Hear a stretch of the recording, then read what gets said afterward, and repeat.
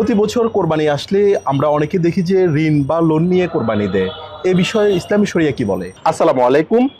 Bangla addition আয়োজিত কোরবানির বিশেষ আয়োজন কোরবান জিজ্ঞাসায় আপনাদের স্বাগতম। আপনাদের সাথে আছি আমি রহিম আলী জাবেদ। আজকে অনুষ্ঠানে আমাদের সাথে রয়েছে মুফতি সোহেল আহমেদ সাহিদ সাহেব। চলুন আমরা তার সাথে কথা বলি। আসসালামু আলাইকুম। ওয়ালাইকুম আসসালাম।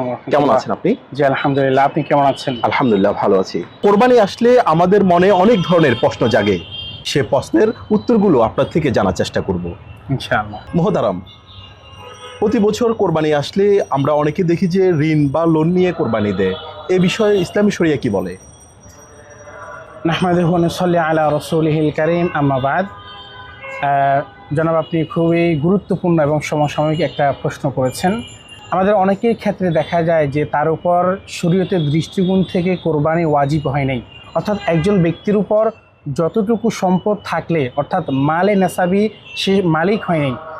এই ক্ষেত্রে অনেককে দেখা যায় যে সে লোন নিয়ে কোরবানি দেয়। তো এই ক্ষেত্রে শরীয়তের মাসালা হচ্ছে, কেউ যদি ঋণ নিয়ে কিংবা লোন নিয়ে কোরবানি দিতে চায় তাহলে সে দিতে পারবে এবং তার কোরবানিও আদায় হয়ে যাবে। কিন্তু এখানে খুবই লক্ষণীয় কয়েকটি বিষয় রয়েছে। সেটি হচ্ছে তার লোন কিংবা ঋণ যেটা রয়েছে সেটি যাতে করে সুদের মাধ্যমে না হয়। অর্থাৎ সে যদি সুদের লেনদেনের মাধ্যমে সে যদি লোন কিংবা ঋণ নিয়ে থাকে এবং সেই টাকা দিয়েই যদি সে কোরবানি করে, তাহলে তার কোরবানি সম্পূর্ণ হারাম হয়ে যাবে। কোরবানি তো তার হবেই না, বরং এটা হারাম কোরবানি হয়ে যাবে। এবং আরেকটি দ্বিতীয় যে বিষয়টি লক্ষণীয় লোন কিংবা ঋণের ক্ষেত্রে, সেটি হচ্ছে পরবর্তীতে সে লোন কিংবা ঋণটি সে পরিশোধ করতে পারবে কি না। যদি সে পরিশোধ করতে পারে তাহলে সে কোরবানি দিতে পারে, এটি শরীয়ত কোনো বাধা দেয় না। কিন্তু সে যদি ঋণ কিংবা লোন দিতে না পারে, অপারগ হয় কিংবা সে জানে যে সে পরবর্তীতে এই লোনটি আদায় করতে পারবে না, তাহলে এমন ঋণ কিংবা লোন নিয়ে ওই ব্যক্তির জন্য কোরবানি করা অনুত্তম। কোরবানি না করাই ওই ব্যক্তির জন্য উত্তম হবে। মোহতারাম, আমরা এখন দ্বিতীয় প্রশ্নে চলে যাচ্ছি। মৃত ব্যক্তির পক্ষ থেকে কোরবানি দেওয়া যাবে গেলে তার মাংস খাওয়ার হুকুম কি ইসলামী শরিয়া? মাশাআল্লাহ, অত্যন্ত গুরুত্বপূর্ণ একটি প্রশ্ন করেছেন। মৃত ব্যক্তির পক্ষ থেকেও কোরবানি আদায় করা যাবে, এতে শরীয়তের কোনো বাধা নেই। অবশ্যই মৃত ব্যক্তির পক্ষ থেকেও আপনি কোরবানি আদায় করতে পারবেন। তবে এখানে মাংসের ক্ষেত্রে গিয়ে একটু এখানে বোঝার বিষয় আছে। সেটি হচ্ছে, আপনি যদি আপনার নিজের পক্ষ থেকে, কোনো ব্যক্তি যদি নিজের পক্ষ থেকে তার মৃত কোনো ওয়ারিশ কিংবা মৃত মা কিংবা বাবার পক্ষ থেকে কোরবানি আদায় করে দেয়, তাহলে ওই গোশতগুলো নিজেও খেতে পারবে, গরিব দুঃখীকেও দিতে পারবে এবং আত্মীয় স্বজনকেও দিতে পারবে, এতে কোনো সমস্যা নেই। কিন্তু যদি মৃত ব্যক্তি ওসিয়ত করে গিয়ে থাকেন এবং তার সম্পদ থেকেই কোরবানি আদায় করা হয়, তাহলে এই ক্ষেত্রে ওই কোরবানির মাংসগুলো গরিব দুঃখীদের মাঝে সম্পূর্ণ বিলীন করে দিতে হবে, অর্থাৎ গরিবদের মাঝে সৎকার করে দিতে হবে। এই মাংসগুলো আপনি কোনোভাবেই খেতে পারবেন না। আশা করি বুঝতে পেরেছেন। মোহতারাম, আপনাকে অসংখ্য ধন্যবাদ। আমরা তৃতীয় প্রশ্নে চলে যাচ্ছি। শরীকে কোরবানি দিলে সবার নিয়ত যদি এক না হয় তবে কি কোরবানি হবে ইসলামী শরিয়া মতে? মাশাআল্লাহ, খুবই সূক্ষ্ম একটি মাসালা আপনি জিজ্ঞাসা করেছেন। কোরবানির ক্ষেত্রে আমরা অনেকেই অংশীদার হয়ে থাকি। কোনো গরুর মধ্যে 6 শরিক কিংবা কোনো গরুর মধ্যে 7 শরিক। তবে শরীয়ত 7 শরিক পর্যন্ত অনুমোদন দিয়েছে। একটা গরুর মধ্যে বড় পশু, গরু, মহিষ কিংবা যদি বড় উট হয়ে থাকে, এক্ষেত্রে ওই সকল পশুর মধ্যে 7 শরিক পর্যন্ত হতে পারবে। এই 7 শরিক কিংবা 6 শরিক কিংবা 5 শরিক, যতই শরিক হোক না কেন, মানে 7-এর নিচে, এই শরিকদারদের মধ্য থেকে সবার নিয়ত শুদ্ধ হতে হবে। অর্থাৎ সকলের নিয়ত থাকতে হবে আমরা কোরবানি করছি একমাত্র আল্লাহ তাআলার সন্তুষ্টির জন্য, অর্থাৎ সকলের নিয়ত থাকতে হবে ইবাদত। কিন্তু এই 7 শরিকের মধ্যে কিংবা 7 জন শরিকদারের মধ্য থেকে একজন ব্যক্তির যদি নিয়তের মধ্যে যদি গোলমিল থাকে, কেউ যদি এই নিয়ত করে যে সে শুধুমাত্র মাংস খাওয়ার জন্য কোরবানি করছে, তাহলে বাকি শরিকদারদেরও কোরবানি কবুল হবে না। মোহতারাম, আমরা এখন চলে যাচ্ছি পরবর্তী প্রশ্নে। নিজের কোরবানির পশু নিজে জবাই করা কি বাধ্যতামূলক? মাশাআল্লাহ, অত্যন্ত গুরুত্বপূর্ণ একটি আপনি প্রশ্ন করেছেন। কোরবানির ক্ষেত্রে সবচেয়ে উত্তম হচ্ছে প্রত্যেক ব্যক্তি যাদের উপর শরীয়তের দৃষ্টিকোণ থেকে কোরবানি ওয়াজিব হয়েছে, তারা নিজেরাই নিজেদের পশুকে নিজেদের পক্ষ থেকে আল্লাহর নামে কোরবানি করবে। এক্ষেত্রে নিজেরা নিজেদের পশুকে জবাই করা সর্বোত্তম। তবে হ্যাঁ, কেউ যদি ভয় পায় কিংবা সে যদি মাজুরিয়ত পেশ করে, এক্ষেত্রে অন্যের মাধ্যমেও কোরবানি সে জবাইটা সে আদায় করতে পারে। সেটা হতে পারে তার পরিবারের কারো মাধ্যমে কিংবা তার প্রতিবেশী কারোর মাধ্যমে, কিংবা কোনো আলেমের মাধ্যমে, কিংবা কোনো বুজুর্গ ব্যক্তির মাধ্যমে, কিংবা কোনো নেককার আল্লাহর কোনো বান্দার মাধ্যমে, যারই মাধ্যমে হোক না কেন, ইসলামের শরীয়তের দৃষ্টিকোণ থেকে সে যদি এটা জবাই করে তাহলে সেটা হালাল হয়ে যাবে। এখানে মেন মাসালা যেটা, সেটা হচ্ছে যে প্রত্যেকেই নিজের কোরবানির পশু নিজে জবাই করা উত্তম। তবে কেউ যদি এক্ষেত্রে অপারগতা প্রকাশ করেন, অন্যের মাধ্যমেও সে পশুকে জবাই করে নিতে পারবে, এতে কোনো সমস্যা নেই। মাশাআল্লাহ মোদারম, অত্যন্ত সুন্দর প্রশ্নের জবাব দিয়েছেন আপনি। আমরা পরবর্তী প্রশ্নে চলে যাব এখন। কসাইকে পারিশ্রমিক বা মজুরি হিসেবে কোরবানির মাংস এবং চামড়া দেওয়া যাবে কি? মাশাআল্লাহ, অত্যন্ত গুরুত্বপূর্ণ একটি প্রশ্ন করেছেন, যে ক্ষেত্রে আমাদের সমাজের অনেক মানুষ এই ভুলটা করে থাকেন। অনেকেই জেনে ভুল করেন, অনেকে আবার না জেনে ভুল করে থাকেন। আমরা বিশেষ করে ঢাকা, চট্টগ্রাম কিংবা শহরীয় অঞ্চল যেগুলো আছে, এগুলোর মধ্যে দেখা যায় অধিকাংশ মানুষ কিন্তু নিজেদের কোরবানির জবাই, এরপরে খাল কিংবা এই যে মাংস কাটা ইত্যাদি নিজেরা করে না, তারা লোক দিয়ে করিয়ে থাকে। সাধারণত যেটা আমরা দেখতে পাই, গ্রাম অঞ্চলের অধিকাংশ মানুষ নিজেদের সব কিছু প্রসেসিং নিজেরাই করে, কিন্তু শহর কেন্দ্রিক যারা বসবাস, তারা অধিকাংশ ক্ষেত্রেই অন্য লোকের মাধ্যমে তারা করিয়ে থাকে।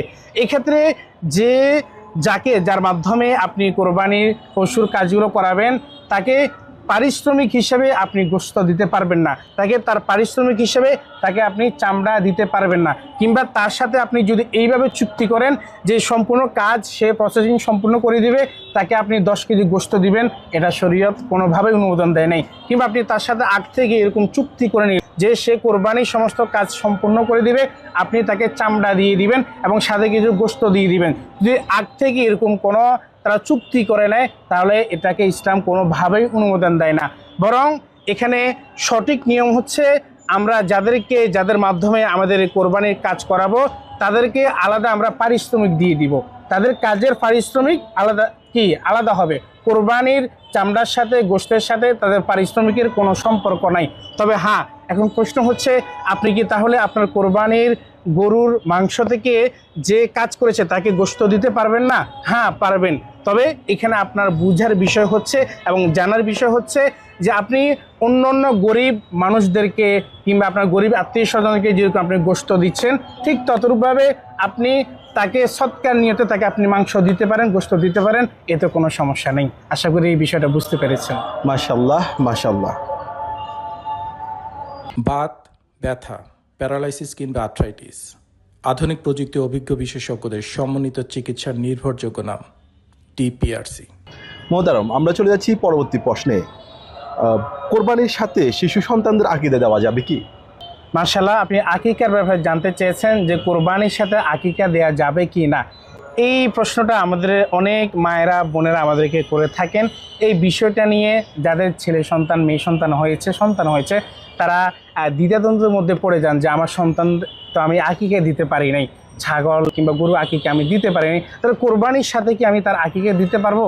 হ্যাঁ, আপনার সন্তানে যদি আপনি আকিকা না করে থাকেন, তাহলে আপনি কোরবানির সাথে আপনার সন্তানের আপনি আকিকা আদায় করতে পারবেন, এতে কোনো সমস্যা নেই। এক্ষেত্রে আরেকটি জানার বিষয় হচ্ছে, আপনার কোরবানির সাথে যদি আপনি আকিকা আদায় করেন আপনার শিশু সন্তানের, তাহলে আকিকা অবশ্যই আদায় হবে।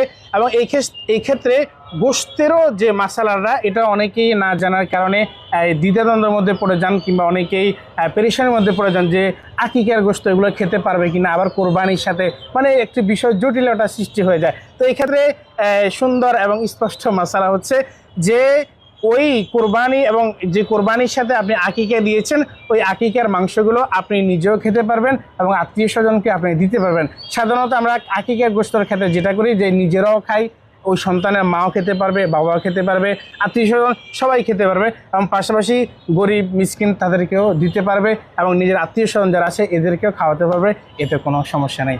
আশা করি আপনি বিষয়টা বুঝতে পেরেছেন। মাশাআল্লাহ। মোহতারম, আমরা আমাদের প্রোগ্রামের শেষ অংশে চলে এসেছি। আপনার কাছে সর্বশেষ প্রশ্ন, কোরবানির দিনগুলোতে কেউ যদি কোরবানি দিতে না পারে, তাহলে কি করণীয়? মাশাআল্লাহ, অত্যন্ত গুরুত্বপূর্ণ প্রশ্ন করেছেন। কোরবানির দিন হচ্ছে 3টা, এটা হচ্ছে 10, 11, 12 জিলহজ, অর্থাৎ 10 জিলহজ, 11 জিলহজ এবং 12 জিলহজ, এই 3 দিন হচ্ছে কোরবানির দিন। এই 3 দিনের মধ্যে যে কোনো দিন আপনি চাইলে কোরবানি দিতে পারবেন।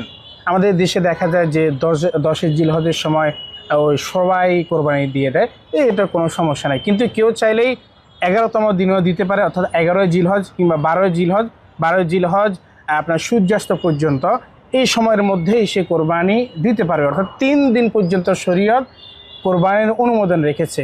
এই 3 দিনের ভিতরে কেউ যদি কোরবানি দিতে না পারে, অর্থাৎ একজন ব্যক্তির উপর কোরবানি ওয়াজিব ছিল এবং সে পশু ক্রয় করেছে, যে কোনো কারণবশত সে এই কোরবানি দিতে পারে নাই, অথবা সে পশু ক্রয় করে নাই কিন্তু তার উপর কোরবানি ওয়াজিব থাকা সত্ত্বেও এই 3 দিনের কোনো একদিনে সে কোরবানি দিতে পারে নাই, এক্ষেত্রে শরীয়তের মাসালা হচ্ছে সে মধ্যম পর্যায়ের অর্থাৎ মাঝারি সাইজের সে পশু ক্রয় করতে যত টাকার প্রয়োজন হয় অত টাকা গরিবদের মাঝে সে বন্টন করে দিবে।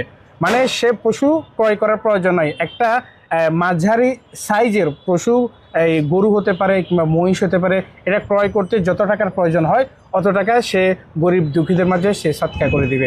এতে করে তার যে ওয়াজিবটা তার উপর ছিল সেটা উঠে যাবে ইনশাআল্লাহ তাআলা। আশা করি আপনি বিষয়টা বুঝতে পেরেছেন। মাশাআল্লাহ মাশাআল্লাহ, আপনাকে অসংখ্য ধন্যবাদ। আপনাকে অসংখ্য ধন্যবাদ এবং বিশেষ করে আমি ধন্যবাদ জানাতে চাই বাংলা এডিশনকে, যে তারা পবিত্র কোরবানি উপলক্ষে এত সুন্দর একটি আয়োজন করেছেন এবং আমি আশাবাদী সামনেও তারা বিভিন্ন এরকম প্রশ্ন উত্তর তারা রাখবেন, এটা আমি প্রত্যাশা করছি ইনশাআল্লাহ। প্রিয় দর্শক, দেশ ও দেশের বাইরে থেকে যেখান থেকে আমাদের প্রোগ্রামের সাথে যুক্ত হয়েছেন সবাইকে অসংখ্য ধন্যবাদ। যে কোনো প্রশ্নের উত্তরে আমরা আছি আপনাদের সাথে। সবাইকে অগ্রিম ঈদের শুভেচ্ছা জানিয়ে আজকে প্রোগ্রাম এখানে শেষ করছি। আল্লাহ হাফেজ।